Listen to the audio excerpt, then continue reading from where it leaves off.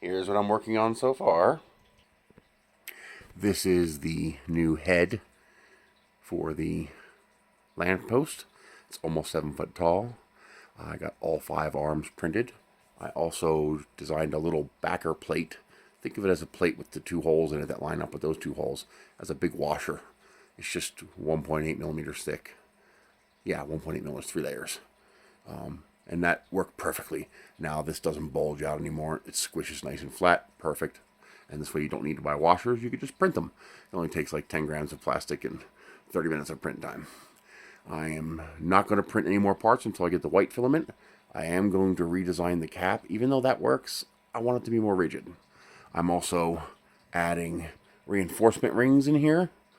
I was thinking I could add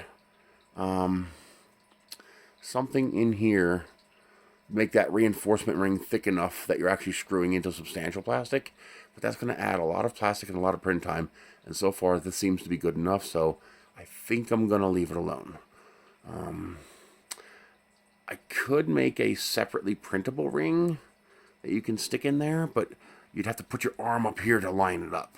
And that might be tricky, so I might just not do that.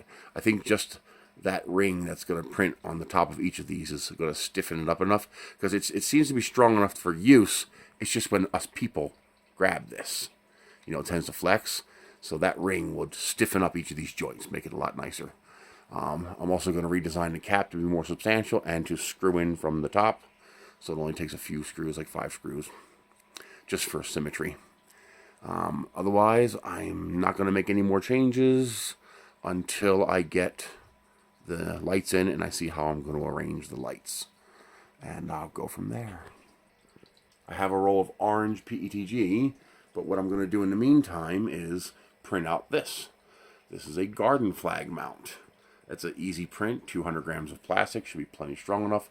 That's the rod the flag mounts on. You screw this like into my wooden pole, and then you screw that into this, and then you screw that onto the end after you slide your flag on.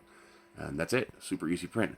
I've got about 200 grams of plastic left on the yellow roll, so I'm going to print one of these before I begin printing the lantern that we designed this past week.